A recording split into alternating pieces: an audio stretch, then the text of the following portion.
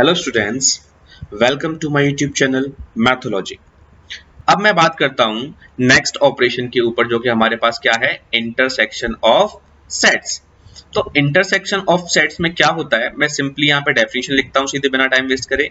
देखिए, अगर मेरे पास कोई एक सेट ए है और दूसरा सेट मेरे पास बी है, तो क्या कहती है डेफिनेशन? डेफिनेशन कहती है सेट बिल्डर फॉर्म में, A intersection B is the set of all x's such that x belongs to A and x belongs to B। ध्यान देने वाली बात क्या है बच्चों, यहाँ पे देखो, यहाँ पे ध्यान से देखना, इस सेट के अंदर क्या है, एंड वर्ड यूज किया है मैंने। ठीक है, क्या वर्ड किया है मैंने यहाँ पे? एंड वर्ड यूज किया है। और जो लास्ट हमने यूनियन पढ़ा था उसमें कौन सा वर्ड था? उसके अंदर और वर्ड था। तो कंफ्यूज ना हो कि सर ने सेम सेम डेफिनेशन लिख दी। नहीं, सेम डेफिनेशन नहीं है यहाँ पे। एंड और का मतलब डिफरेंट है। अब मतलब क्या है वो आपको एग्जांपल से समझाता हूँ। तो A इज इक्वल्स टू, मैं एक सेट लेता हूँ 1 2 3 4 एंड 5, और B एक सेट लेता हूँ मैं 3 4 5 6 7। अब इंटरसेक्शन हमें फाइंड करना है इसका। ठीक है, तो इंटरसेक्शन के लिए हम क्या लिखेंगे? ए इंटरसेक्शन बी लिखेंगे। इंटरसेक्शन का सिंबल ये होता है, ध्यान रखना। ठीक है, उल्टा यूनियन का उल्टा सिंबल होता है। इसको अगर आप इन्वर्ट कर दोगे, रिवर्ट कर दोगे, तो आपको ये मिल जाएगा। ठीक है, तो A intersection B is equal to, हमें कौन से एलिमेंट चाहिए? जो एलिमेंट A के अंदर हो और साथ साथ वो एलिमेंट B के अंदर भी हो। एंड का मतलब क्या है? दोनों में होना चाहिए, यानी कि कॉमन एलिमेंट की बात कर रहे हैं हम। तो अब देखिए, A और B में कौन सा एलिमेंट कॉमन है?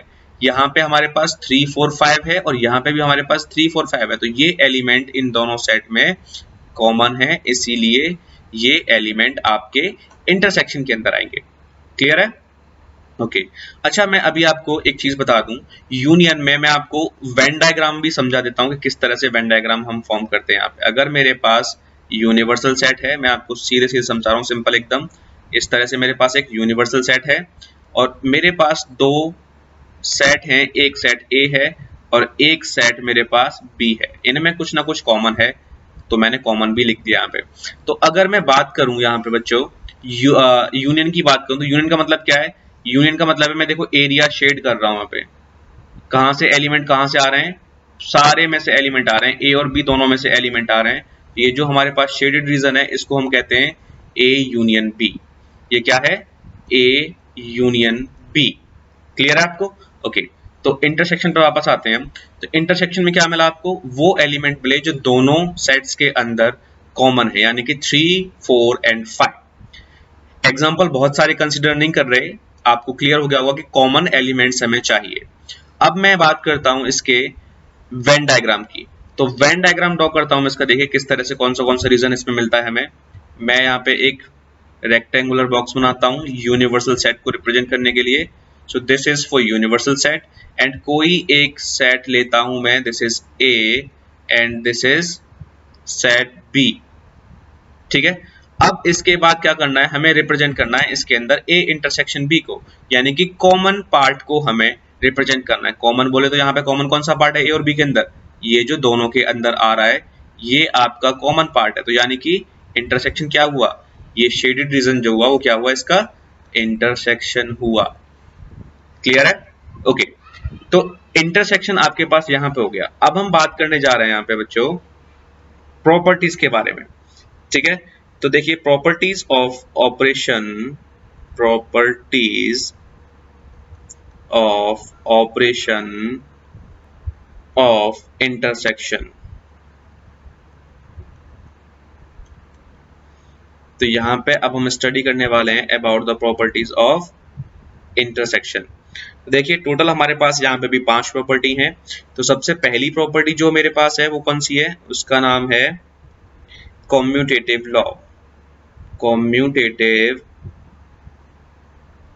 लॉ, जो आपने यूनियन के लिए पढ़ी थी, वो प्रॉपर्टी यहाँ भी ट्रू होती है। किस तरह से? यहाँ पे सिंबल आपका चेंज हो जाएगा, A intersection B is equals to B intersection A. मतलब क्या है?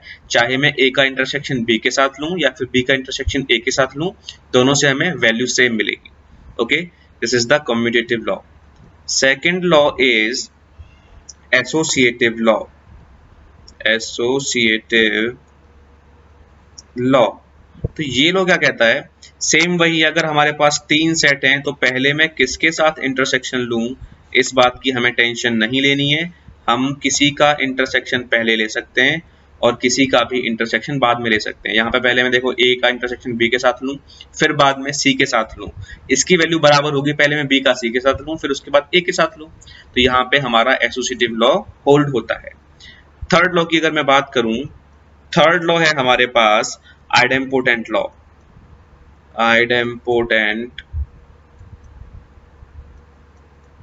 लॉ, तो आइडेम्पोटेंट लॉ क्या कहता है, ये कहता है कि अगर मैं ए का इंटरसेक्शन ए के साथ लूं, अभी हमने आइडेम्पोटेंट लॉ पढ़ा था यूनियन के लिए, तो वहां पे क्या था, ए का यूनियन ए के साथ तो हमें ए मिलता है, ए का इंटरसेक्शन ए के साथ लेंगे तो भी हमें ए मिलेगा।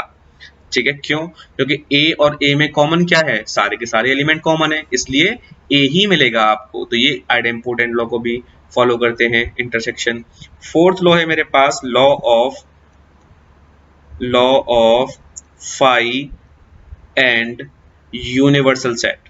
अब ये दो एक साथ हैं, कौन से हैं, देखिए ये है कि अगर आप फाई का इंटरसेक्शन किसी भी सेट के साथ लेंगे तो आपको फाई मिलेगा।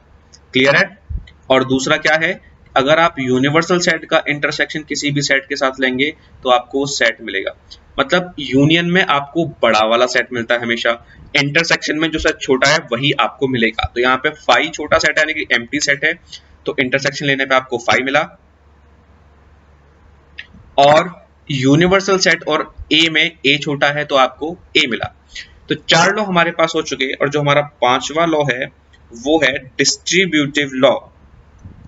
डिस्ट्रीब्यूटिव लॉ बहुत इंपॉर्टेंट लॉ है इन सब में।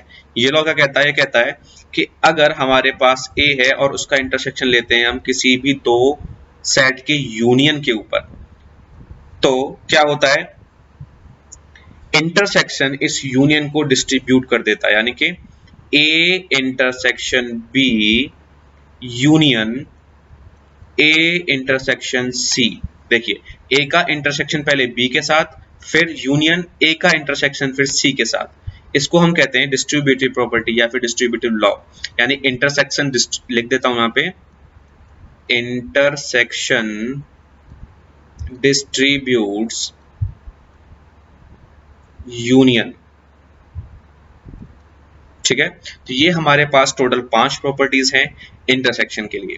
आई होप आपको इंटरसेक्शन समझ में आ गया होगा, वेन डायग्राम की हेल्प से भी और एग्जाम्पल की हेल्प से भी।